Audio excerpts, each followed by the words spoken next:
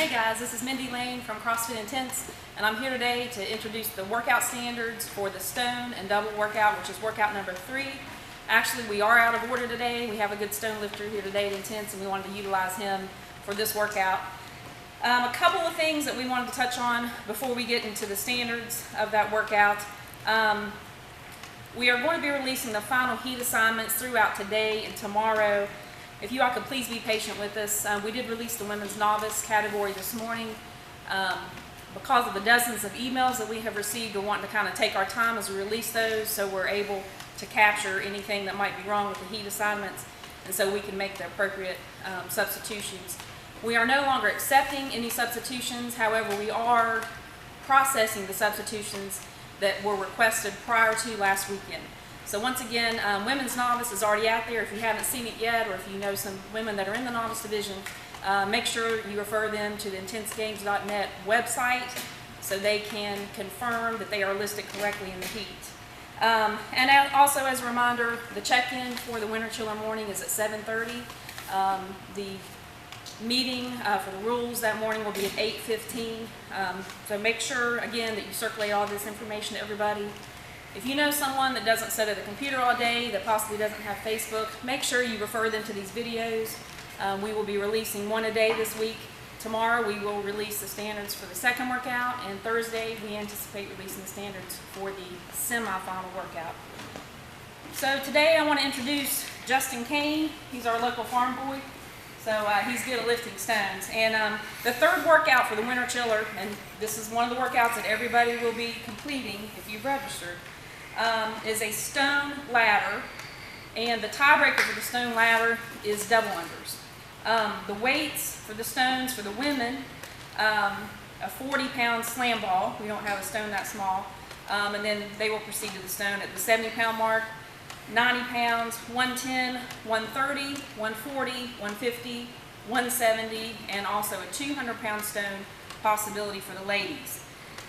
The men's stone ladder will start at 110, will progress to 140, 150, 170, 200, 220, 240, 270, and then tap out at 300 pounds.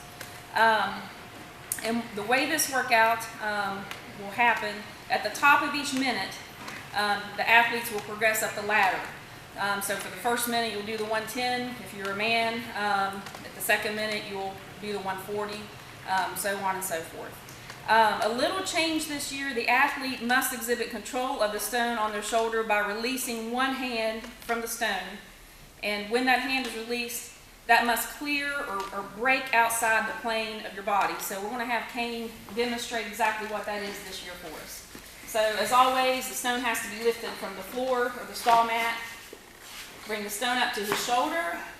He will release his hand down. The judge will give the down command. As always, athletes, the stone must drop to the stone mat. If the stone drops to the side of the mat, if the stone goes behind the athlete, that is a no rep. You must always drop the stone on the stone mat. And once again, you will pull it off the mat just in case it's not there to pick it up. So once again, that stone can break outside the body. Act like you have another stone on your shoulder.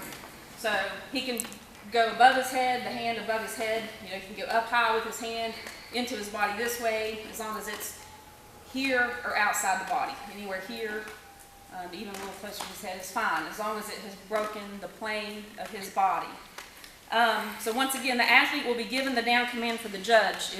If you don't have control of the stone, do one like you did earlier, Katie. So he clearly can pick the stone up, he laps it, he gets it up there, and as he pulls his hands away, there was no down command given. It was up there, but as his hand went, the stone went down. He did not exhibit control of the stone on his shoulder, so that is a no rep. Thank you, Kane. Another little change this year, the judge will actually move with the stone lifter this year, because with the tiebreaker and the double unders, the way that happens this year is a little bit differently. Kane just completed the 200-pound stone. Let's say, for instance, that Kane knows he cannot do the 220, which would be the next stone in the ladder. After he would lower the stone, he would grab his rope. He would have the remainder of that minute to complete double unders, as many reps as possible. If he knows he cannot do the 240 stone, he can use that 240 minute. If he wanted to attempt the 240 stone, of course, he would not do double unders. He would attempt the 240. If he misses the 240, he would only have the remainder of that minute. He might only have 10 seconds or 30 seconds. Once you miss a stone, you cannot go into the next minute. If you complete a successful stone lift, and like I said, if you know you can't go on, you do have the option of doing double unders for the remainder of that minute and into your next minute.